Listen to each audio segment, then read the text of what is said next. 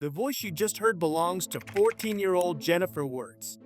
At first glance, it may seem like she stabbed a man in self-defense. But the story behind that moment is far darker than anyone could have imagined. On October 6, 1995, police arrived at a modest home in New Jersey. A 911 call had been made, and officers found Jennifer sitting silently on the front porch. But what they discovered inside left them speechless.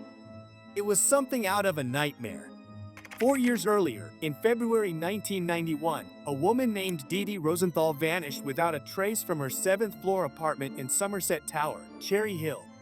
At the time, her disappearance stunned the community. Oddly enough, Dede lived right next door to Jennifer and her mother, Rebecca. There were no signs of forced entry, no struggle, and no evidence left behind.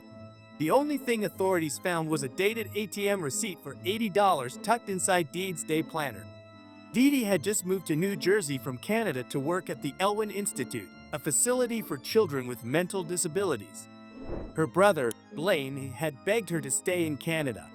When she didn't return home, Blaine became obsessed with finding her, even as the case grew cold. Over the years, he visited Cherry Hill over 60 times, hanging flyers and asking questions at local restaurants and bars. His marriage eventually crumbled under the weight of his obsession. Back in 1988, 7 years before the attack that would make headlines, Rebecca Wertz and her young daughter Jennifer had moved into Somerset Tower after Rebecca's divorce. Rebecca was lonely and struggling until she met Charles Reddish, the building's janitor, whom everyone called Crazy Eddie. At first, Eddie seemed like a godsend, funny, helpful, and charming. He quickly became part of their lives and moved in. But soon after, the charm faded. Eddie grew unpredictable and controlling, especially around Jennifer. Behind closed doors, his behavior turned abusive. By the time she was just 7, Jennifer realized the horror of what Eddie was doing. She told her mother, but instead of protecting her, Rebecca dismissed it as a child's imagination. Meanwhile, Eddie continued to gain Rebecca's trust and often watched Jennifer while Rebecca worked.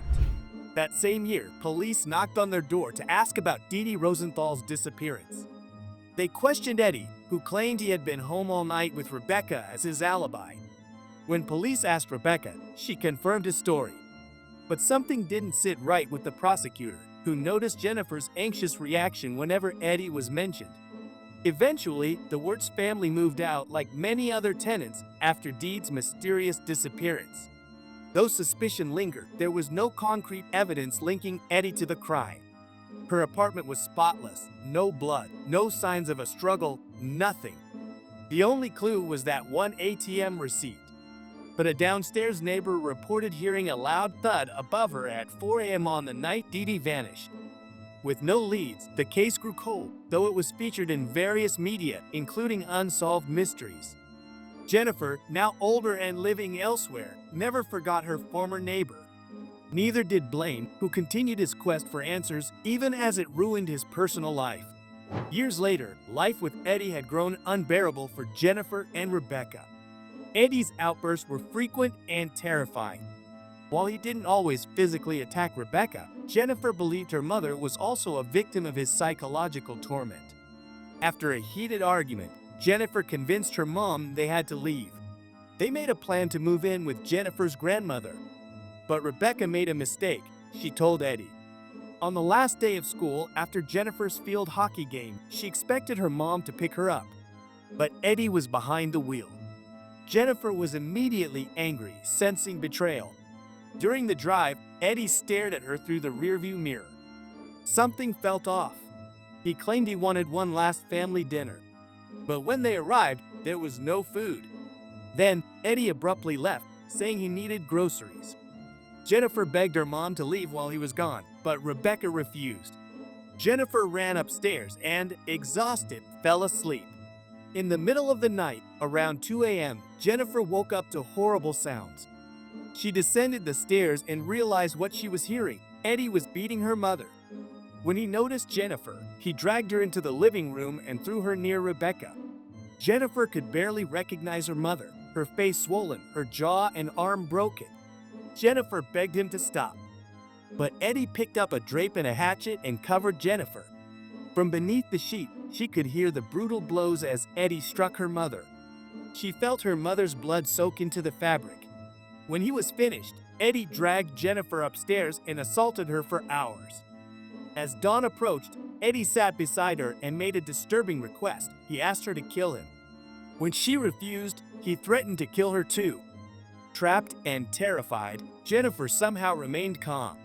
Like a hostage negotiator, she began to de-escalate the situation. She spoke softly, telling him the police would go easier on him if he turned himself in. She planted the idea that he could claim temporary insanity. Surprisingly, it worked. Eddie agreed and called his mother, who then called the police. Still in shock, Jennifer sat next to Eddie on the porch, unsure if he would lash out again. When officers arrived, Eddie made a chilling comment when asked if Rebecca needed an ambulance. "No, it's too late for that." Jennifer, still in her field hockey uniform, was deeply traumatized. Prosecutor James Ronca recalled her vacant stare and heartbreak. Meanwhile, Detective Brian Malloy, who had questioned Eddie years earlier, interviewed him again. Eddie confessed to Rebecca's murder and Jennifer's assault. But that wasn't all. When asked about Dede Rosenthal, Eddie confessed to her murder too. He explained how he had panicked when he realized she recognized him. They struggled and he knocked her to the floor. The thud her downstairs neighbor heard was Dede's fall. Eddie then smuggled her body out and disposed of it in a dredging area of the Delaware River, under 50 to 100 feet of waste. Despite this confession, New Jersey law required corroboration to convict. Thankfully, police still had that crucial ATM receipt. Eddie had admitted to stealing $80 from Dede's purse, exactly the amount noted on the receipt tucked in her planner. In the trial for Rebecca's murder and Jennifer's assault, Jennifer testified bravely. The jury returned a guilty verdict in just 40 minutes. Eddie received a life sentence. But prosecutors wanted more. They wanted the death penalty for Dede's murder. At trial, Eddie's attorney tried to argue that Dede might still be alive, using tips from viewers of unsolved mysteries. But the jury wasn't convinced. Her work history, dedication, and family ties painted a clear picture. Dede wouldn't have run away. The jury found Eddie guilty again. Years later, in 2004, a court review ruled that the jury had received flawed instructions. A retrial was ordered, but New Jersey was preparing to abolish the death penalty. Prosecutor Albright knew that if she didn't act fast, justice might slip away. She offered Eddie a deal: plead guilty to Dede's murder in exchange for life without parole. After discussing it with Blaine and Jennifer, the deal was accepted. In 2005, Eddie was sentenced once more, this time for good. Jennifer went on to rebuild her life. She moved in with her sister Shannon, attended Catholic school, made friends, and eventually became a mother herself. Yet the pain remained. Losing her mother in such a violent way left scars, but also memories worth holding on to. "I miss my mother every day," Jennifer said. "Dancing in the kitchen, going to the beach, those are the moments I think about." As for Dede's family, their grief took a different shape. With no body recovered, they could never know the full truth. But Blaine found purpose in her memory, founding a support organization for abused women.